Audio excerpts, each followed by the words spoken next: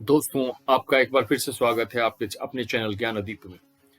नेपाल से दो विशाल शिलाएं सड़क मार्ग से अयोध्या लाई जा रही। अयोध्या में बन रहे भव्य राम मंदिर के गर्भगृह में अब स्थापित होने वाली भगवान श्री राम और माता सीता की प्रतिमाएं इन्हीं दोनों शिलाओं से बनाई जाएगी। ऐसा माना जा रहा है कि ये दोनों शिलाएं करीब 6 करोड़ वर्ष पुरानी है, जिसमें एक शिला का वजन 26 टन है जबकि दूसरे का वजन 14 टन है। बताया जा रहा है कि कुछ महीने पहले नेपाल के महंत ने राम मंदिर ट्रस्ट को इन देवशिलाओं के बारे में जानकारी दी, जिसके बाद से इन शिलाओं को नदी से निकालने और अयोध्या लाने का कार्यक्रम तय हुआ। भारत और नेपाल सरकार की आपसी सहमति के बाद ही नदी से शिलाएं निकाली गई और इसे अयोध्या तक पहुंचाया गया। दोस्तों, आपको यह बताते चलें कि नेपाल की शालिग्रामी नदी या काली गंडकी नदी भारत में प्रवेश करते ही नारायणी नदी बन जाती है, जिसे बूढ़ी गंधक भी कहा जाता है। शालिग्रामी नदी के काले पत्थर भगवान शालिग्राम के रूप में पूजे जाते हैं। यह नदी दामोदर कुंड से निकलकर बिहार के सोनपुर में गंगा नदी में मिल जाती है। दोस्तों, ये दोनों देवशिलाएं भारत और नेपाल के भूगर्भ शास्त्रियों और पुरातत्व विशेषज्ञों की देखरेख में निकाली गई हैं। नदी के किनारे से इन विशाल शिलाखंडों को निकालने से पूर्व धार्मिक अनुष्ठान, विशेष पूजा और क्षमा याचना की गई। इन शिलाओं को नदी से निकालने के बाद सड़क मार्ग से ट्रक द्वारा अयोध्या लाया गया। रास्ते में इन शिलाओं के दर्शन और स्वागत के लिए भक्तों की भारी भीड़ जुटी। दोस्तों, आपको यह भी हम अवगत कराना चाहेंगे कि पुरातत्व विशेषज्ञों ने कहा है कि ये देव शिलाएं शालिग्राम शिलाएं नहीं है, बल्कि ये क्वार्ट्ज पत्थर या क्वार्ट्ज शिलाएं हैं। इसलिए इन्हें शालिग्राम शिला के नाम से की जगह देवशिला भी कहा जा रहा है। ये शिलाएं मधुबनी, बेनीपट्टी, दरभंगा, मुजफ्फरपुर, गोपालगंज, कुशीनगर, गोरखपुर इत्यादि शहरों से होती हुई अपनी अंतिम पड़ाव अयोध्या तक पहुंची। नेपाल से श्री राम नगर तक की यात्रा में ये शिलाएं जिन जिन स्थानों से होकर गुजरी, भक्तों का अपार जनसमूह अपने प्रिय ईश्वर प्रभु श्री राम और माता जानकी के दर्शन के लिए उमड़ पड़ा। इस दौरान श्रद्धालुओं का काफिला लगातार साथ साथ चलता रहा।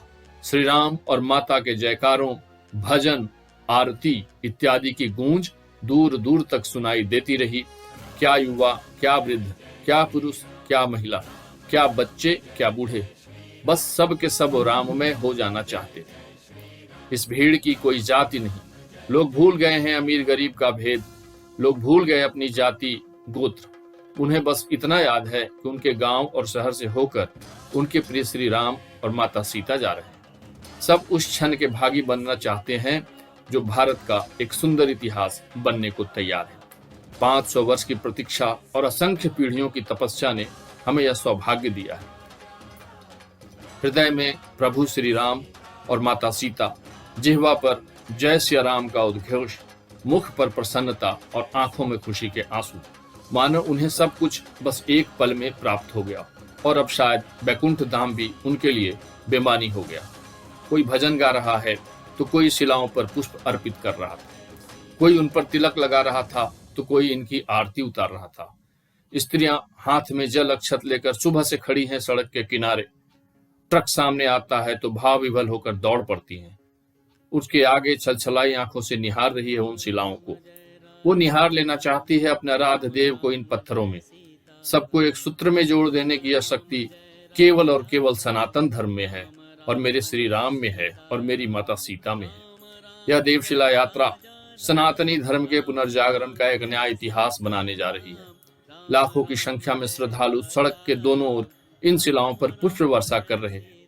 ऐसा प्रतीत हो रहा है मानो 14 वर्षों के वनवास के पश्चात हम सब के प्रिय श्री राम और माता सीता आज पुनः अयोध्या लौट रहे हैं। कुछ ऐसा ही दृश्य उपस्थित हो गया था। सब के सब भाव विभोर थे। कई किलोमीटर तक तो गाड़ियों का काफिला था जो इन देवशिलाओं के पीछे पीछे चल रहा था। बस सब कुछ राममय था। शायद इसी कारण से ये कहा जाता है कि भारत के कण कण में श्री राम बसे हैं। नेपाल के उप प्रधानमंत्री और जनकपुर के महंत के साथ साथ नेपाल के करीब 100 गणमान्य लोग भी इस यात्रा का हिस्सा रहे हैं और अयोध्या तक गए। अयोध्या में वैदिक मंत्रोच्चार के साथ देव शिलाओं की पूजा अर्चना और जलाभिषेक किया गया। संत महात्मा श्रद्धालुओं के दर्शन के पश्चात इन देव शिलाओं को राम मंदिर समिति को सौंप दिया गया। बस अब हम सबको इंतजार है उस शुभ मुहूर्त का, जब इन शिलाओं को मूर्ति रूप देकर उन्हें मंदिर में प्रस्थापित किया जाएगा और हम सब उनके दर्शन कर पाएंगे।